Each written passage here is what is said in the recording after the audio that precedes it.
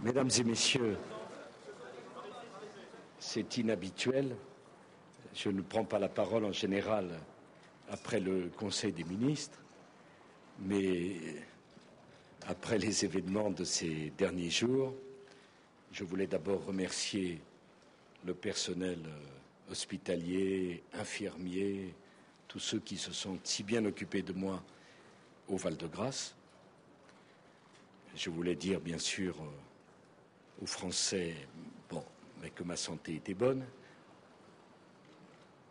que j'avais eu un coup de fatigue, et quand le président de la République a un problème, il est tout à fait normal que les Français en soient informés et que les examens auxquels ils se livrent soient extrêmement approfondis. Donc j'ai passé toute une batterie d'examens pendant 24 heures à l'hôpital du Val-de-Grâce. Ces examens ont conclu que je n'avais rien. J'en suis très heureux et il était normal que je vienne pour donner moi-même de mes nouvelles en remerciant tous ceux qui se sont inquiétés, les milliers de messages que j'ai reçus et les innombrables boîtes de chocolat qui m'ont été envoyées.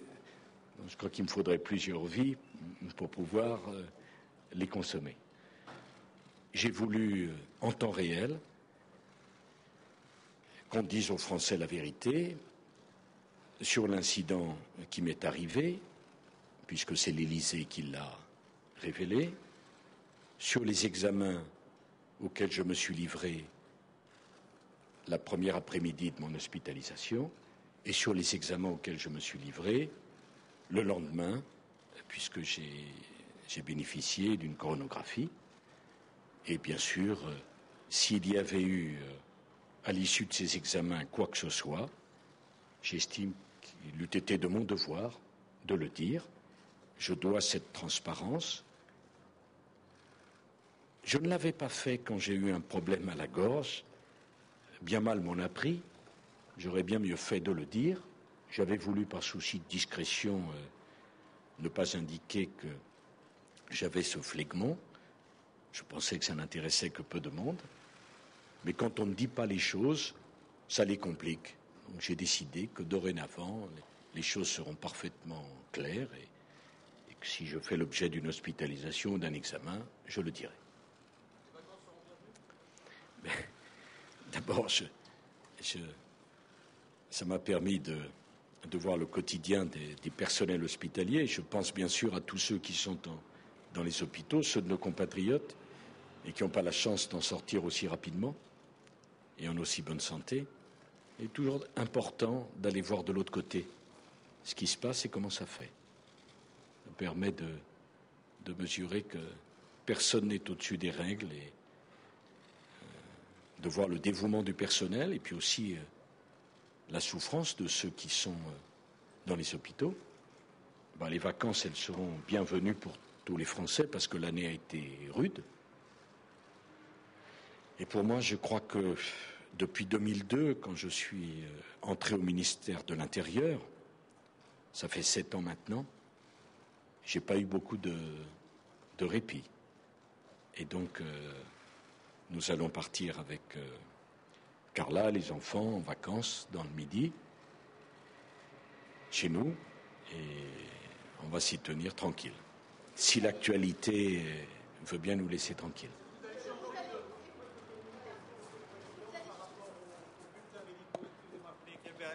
Est-ce que vous allez changer votre mode de communication par rapport à votre état de santé et tenir votre promesse électorale? Oui, mais franchement, je crois que je l'ai tenu par la transparence totale de ce qui a été donné. Mais qu'est-ce qui est important? C'est de dire quand il se passe quelque chose, pas de dire quand il se passe rien. Et donc là, je peux vous dire qu'en 24 heures, j'ai eu un check-up absolument complet. Vous avez la liste des examens, certains lourds, auxquels je me suis livré, mais fatigants. Et je pense que je ne les aurais pas faits s'il n'y avait pas eu cette occasion. Et donc, je dirais, chaque fois qu'il se passe quelque chose, ce qui doit être dit, c'est-à-dire la vérité. Mais on m'aurait trouvé quelque chose, je l'aurais dit. Je vous demande de me croire. Monsieur le Président, est-ce que vous allez faire évoluer votre rythme de travail à la rentrée, Monsieur le Président? Non, mais est-ce que je crains que ça se reproduise? Je ne suis pas au-dessus des règles physiques. Je suis un être humain. J'ai eu un coup de fatigue. Est-ce que c'était dû à la déshydratation, à la chaleur, à la fatigue? Je ne sais. J'ai couru des milliers de fois comme ça sans qu'il y ait quoi que ce soit. Et chacun sait bien que le sport est nécessaire et souhaitable. Et donc, j'ai vu que j'avais reçu beaucoup de conseils pour mon régime, mon activité sportive. Bon, moi, j'aime beaucoup le sport. Les médecins m'ont dit que c'était tout à fait nécessaire que je puisse continuer, mais de façon raisonnable. Bon, vous savez, j'ai jamais eu le sentiment de faire des grandes performances non plus. N'exagérons pas. Et par ailleurs, je fais attention toujours à ce que je mange, de la façon dont je me nourris, et je continuerai comme cela. Et simplement, il faut que je me repose.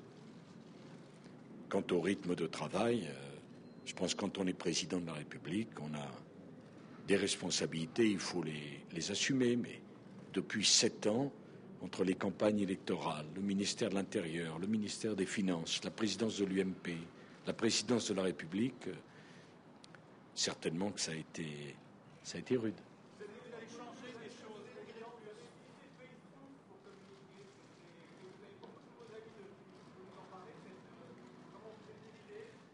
Bon, enfin, ça n'a rien de très original. Sur Facebook, j'ai beaucoup de supporters. Nous avons reçu des milliers de messages de soutien. J'ai voulu leur répondre. Délégué, vous savez, je délègue beaucoup. En ce moment, M. Kouchner est parti vers le Pacifique.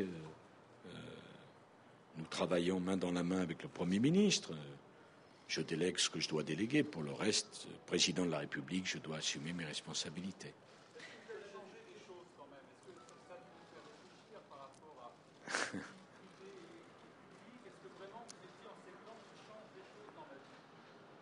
Franchement, vous savez, avec mon épouse, nous ne sortons jamais le soir, nous n'allons jamais dans les dîners.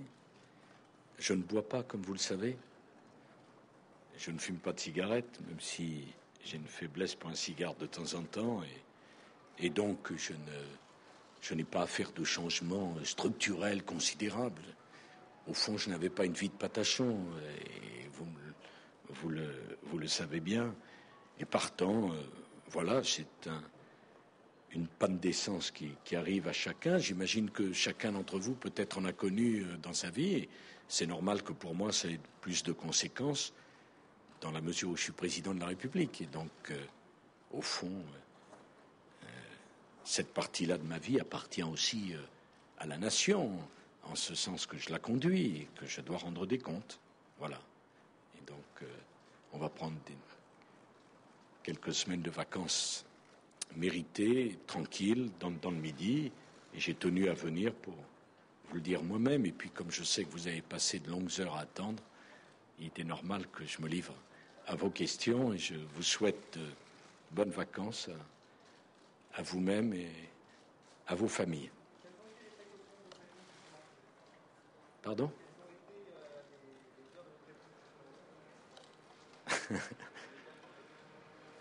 Qu'est-ce que vous pensez?